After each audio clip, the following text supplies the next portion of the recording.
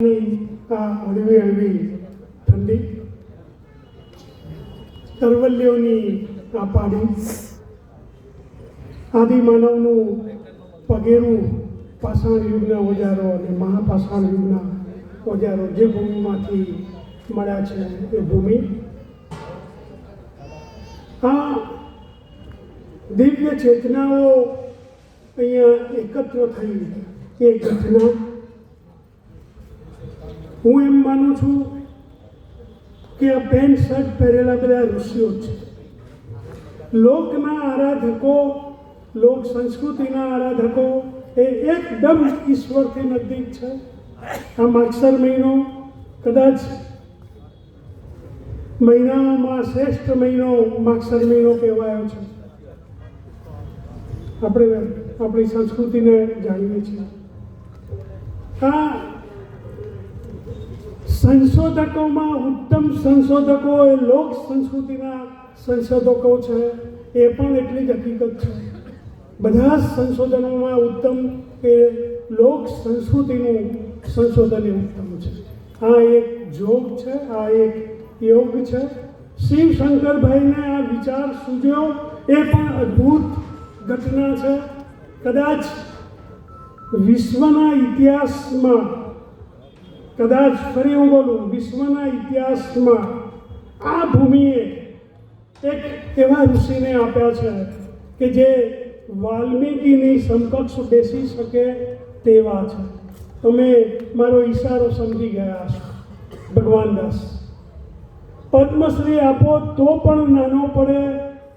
આ હું ફરી બોલું છું, એમને પદ્મશ્રી આપો તો પણ નાનો પડે એવું એમનું કાર્ય છે.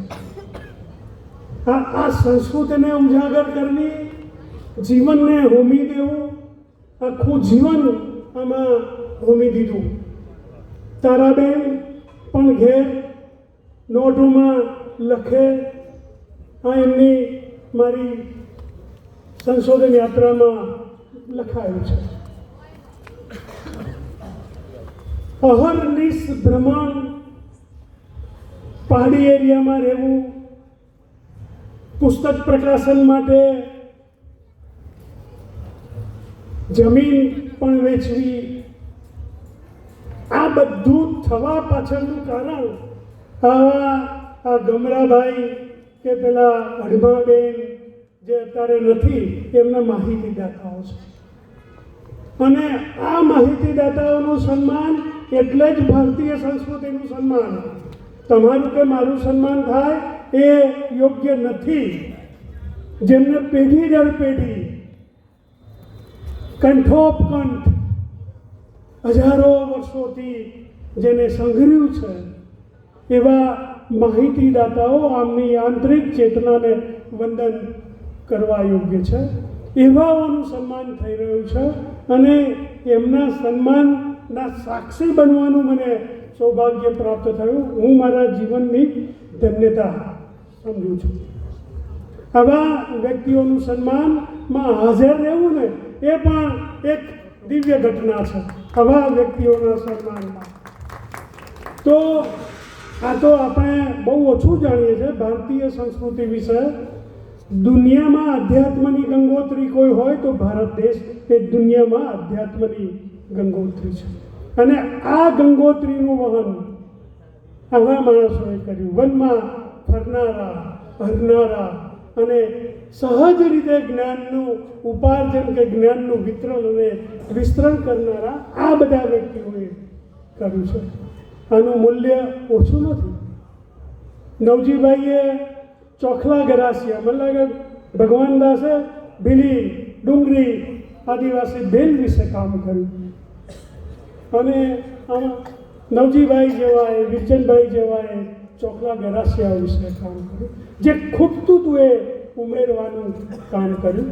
કહેવું ઘણું છે, આ પ્રસંગે ઘણું બધું સૂચે છે, પણ સમયની પણ એક મર્યાદા હોય છે.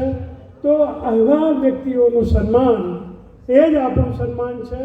અને જેમને આ વિચાર સૂઝ્યો છે એમના ચરણોમાં હું મારું મસ્તક નમાવું છું કે જ્યારે આવા પાયાના માણસોનું સન્માન થશે અને આ વાતો બહાર આવશે ત્યારે આપણી સંસ્કૃતિ ઉજાગર થશે. ઘણું બધું બાકી છે વિશ્વના ઇતિહાસમાં.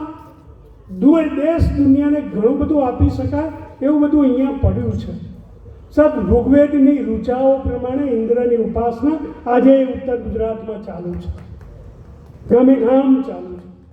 ઋગ્વેદમાં જે ઋચાઓ છે ખેતીની દેવીની ઉપાસના છે. હે માવસા તું અમને ધન ધાન ભરેલા ગાડા, હે માવસા તું અમારી રગોમાં અન્ન રસને વહાવ, હે માવસા તું અમને પ્રેરણા કરવાની શક્તિ આપ.